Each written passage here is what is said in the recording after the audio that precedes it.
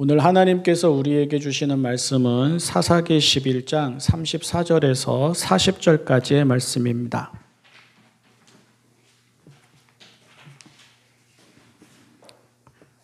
새번역 성경 구약 383쪽 사사기 11장 34절에서 40절까지의 말씀입니다.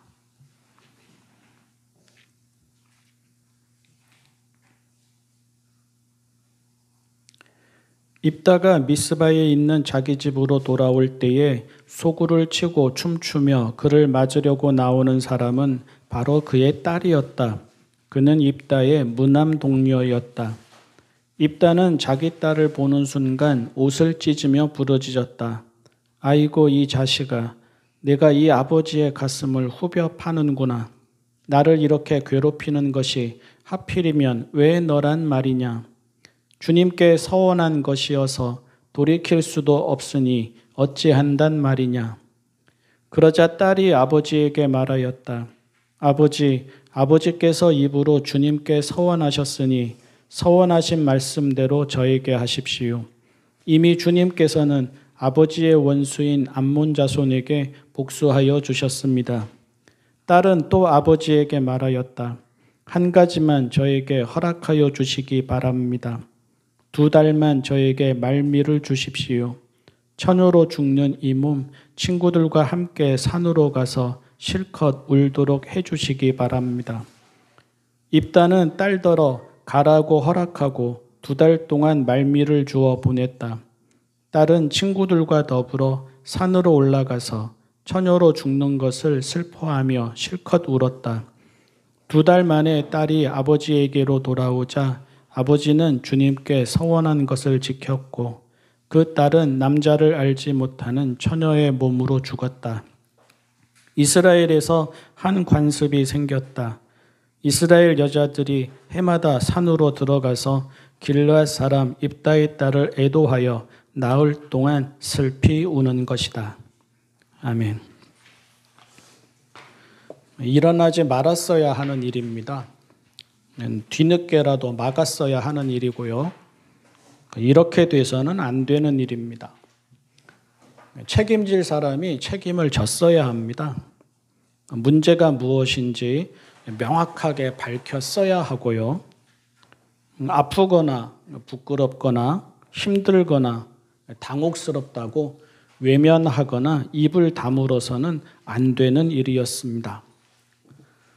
이렇게도 설명하고 싶고 저렇게도 설명하고 싶고 이렇게도 변명하고 싶고 저렇게도 변명하고 싶지만 그 무슨 말로도 변명할 수 없는 일입니다. 전체를 위한 희생이라거나 대의를 위한 헌신이라는 식으로 포장해서는 안 됩니다. 서원을 지키고자 하는 숭고함이라거나 아버지의 서원을 따르기 위해서 목숨마저 내어놓은 딸의 거룩한 순종이라고 미화해서도 안 됩니다. 그 당시 사회와 종교의 수준을 적나라하게 보여주는 일이었습니다.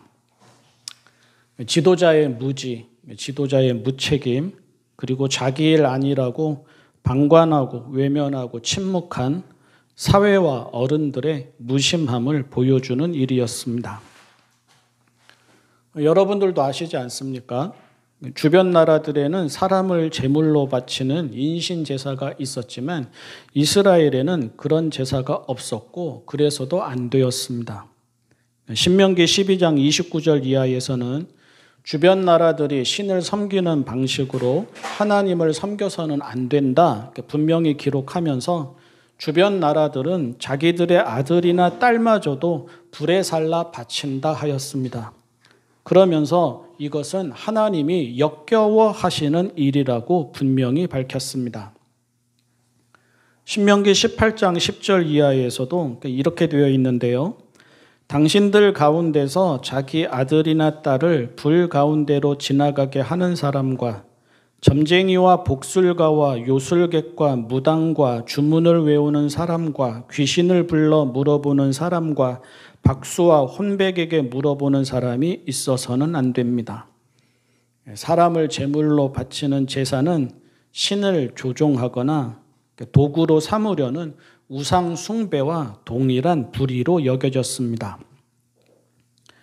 입다가 정신이 있는 사람이라면 이런 서원은 애당초 해서는 안 되었습니다. 주변 사람들이 정신이 있는 사람들이라면 누구라도 정말 단 한 사람이라도 그때 그 자리에서 그 서원은 잘못된 서원이고 그 서원은 신앙적이지 않다고 지적했어야 합니다.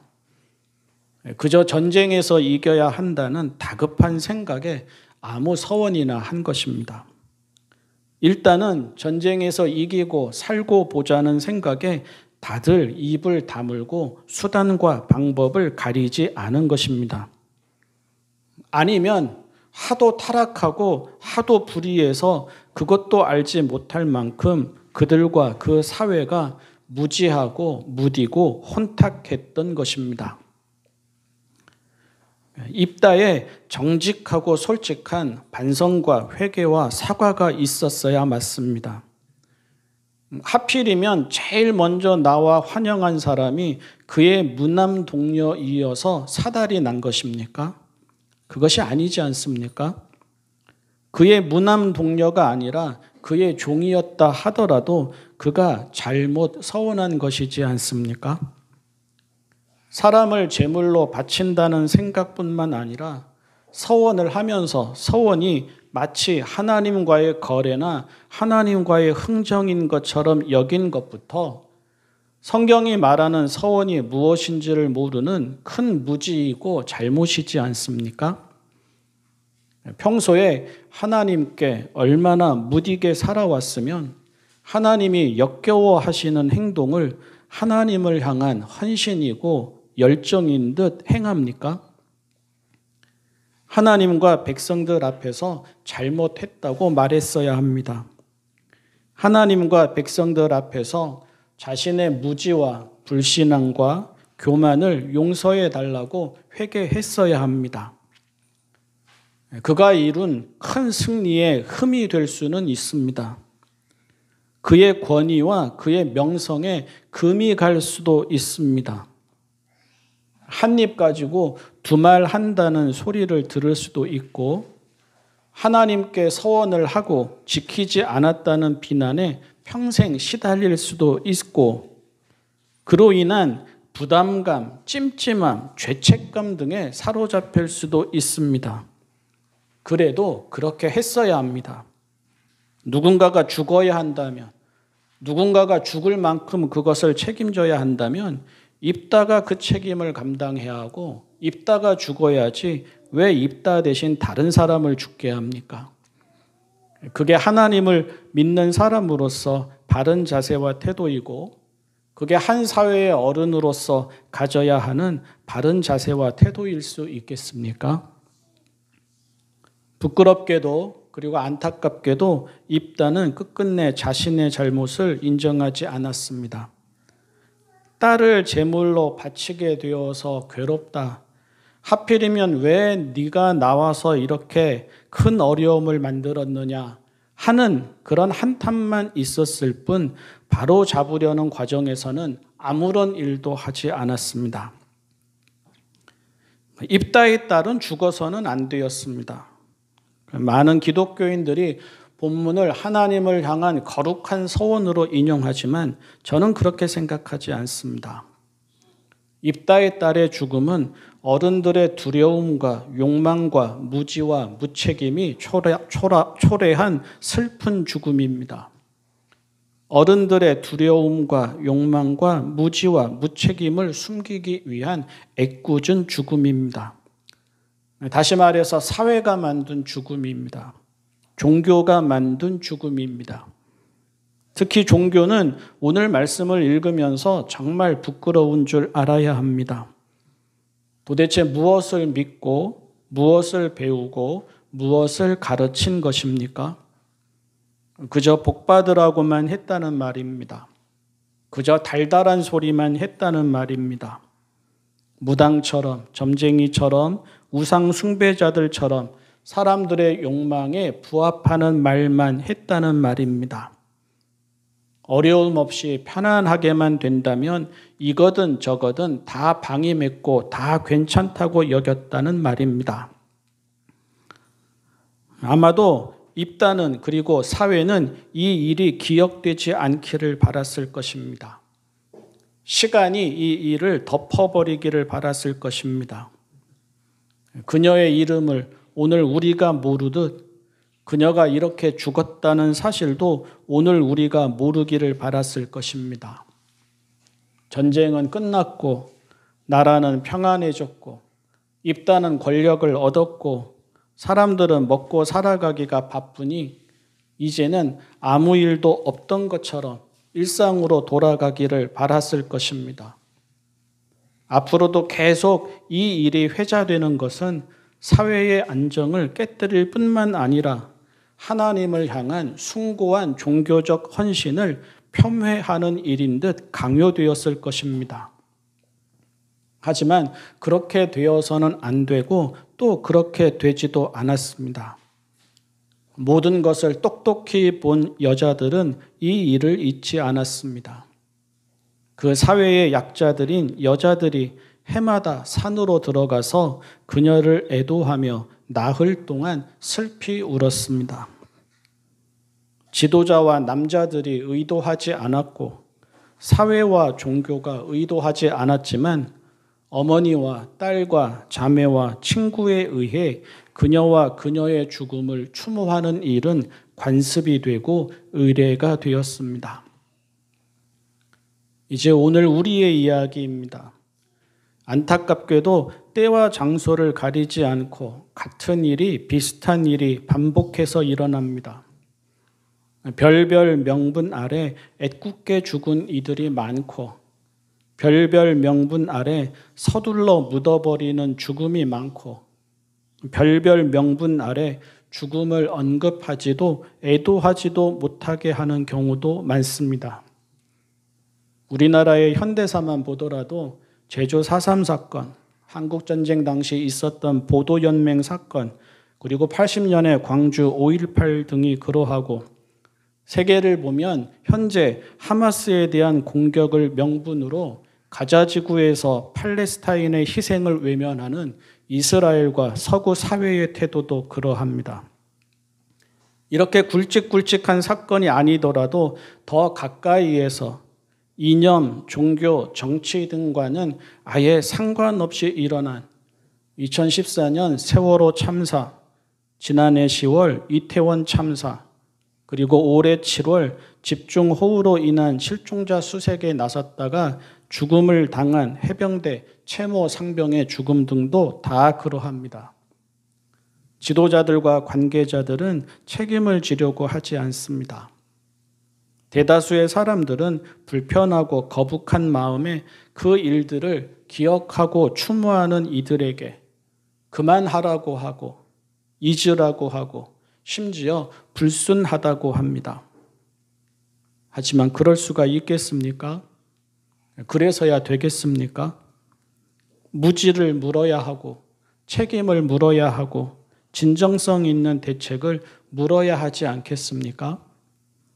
그래야 억울하고 애꿎은 죽음이 반복되는 일이 아주 조금씩이라도 우리 사회에서 줄어들어가지 않겠습니까? 그 일들이 단순한 교통사고이거나 우발적인 사고였습니까? 그 사고들마다 입다와 같은 사람이 있고 침묵하고 방관하는 사람이 있고 입다가 자기를 탓하거나 구조를 탓하는 것이 아니라 딸을 탓하듯이 하필이면 왜 그 자리에 있었느냐고 탓하는 사람이 있지 않았습니까? 전체를 위한 개인의 희생, 말은 그럴듯합니다. 사회의 안정을 위한 양보와 헌신, 말을 그럴듯합니다. 그런데 여러분 기억하시죠? 유대의 지도자들이 예수님을 죽이려고 할 때에도 그렇게 말했습니다. 다른 사람도 아닌 종교의 최고 지도자인 대제사장 가야바가 그렇게 말했습니다. 한 사람이 온 백성을 위해서 죽는 것이 유익하다고. 무슨 말입니까? 나라가 평안해야 하지 않겠느냐는 겁니다. 로마의 지배를 당하는 어려운 시기에 불온한 일이 일어나서는 안 되지 않겠느냐는 것입니다. 그들은 그렇게 말하면서 예수님을 죽였습니다. 10월 마지막 주일은 개신교에서 종교개혁 기념주일로 지키는 주일입니다. 종교개혁 기념주일은 과거에 루터에게서부터 시작된 종교개혁을 기념하는 날로 그쳐서는 안 됩니다. 종교개혁 기념주일은 교회가 바른지, 교회가 교회인지, 교회가 세상을 닮지는 않은지, 교회가 욕망을 부추기지는 않는지, 교회가 권력에 붙지는 않는지, 교회가 믿음으로 의롭게 된다는 진리, 다시 말해 모든 사람은 있는 모습 그대로 구원받고 자유하고 존중받고 그렇게 살아가야 함을 보여주는지 등을 돌아보며 개혁하고 또 개혁해야 함을 다짐하는 주일입니다. 그래서 하는 말입니다. 바른 종교는 약자들과 함께 울어야 합니다. 바른 종교는 약자들과 함께 기억해야 합니다. 바른 종교는 생명을 이용하거나 생명을 도구로 삼는 것을 반대해야 합니다.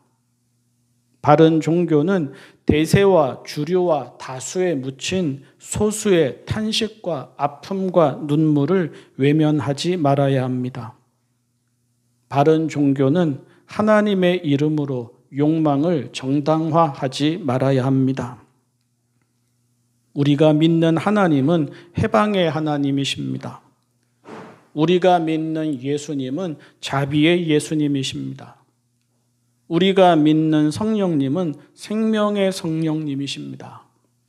그러므로 종교는 그 어떤 명분으로도 약자들의 희생과 죽음을 외면하거나 이용해서는 안 됩니다. 종교는 그 어떤 일에서도 자기 합리화나 자기 정당화를 인정해서는 안 됩니다. 하나님은 서원 운운하며 딸을 죽음으로 방치한 입다와 어른들과 사회와 종교에 분노하셨을 것입니다. 하나님은 그런 입다와 체제에 의해 죽은 입다의 딸과 함께 하셨을 것입니다. 하나님은 하나님이시기에 오늘도 그러하실 것입니다. 기도하겠습니다.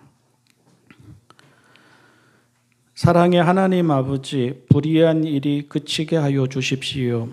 안타까운 죽음이 없게 하여 주십시오. 일어나지 말아야 하는 일은 일어나지 말게 하여 주십시오. 책임을 져야 하는 일은 책임을 지게 하여 주십시오. 기억하고 바로잡아야 하는 일은 기억하고 바로잡게 하여 주십시오. 희생을 강요하지 말게 하여 주십시오. 침묵을 강요하지 말게 하여 주십시오.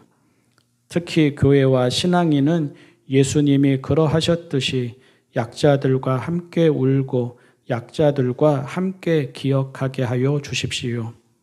우리 주님 예수님의 이름으로 기도합니다. 아멘.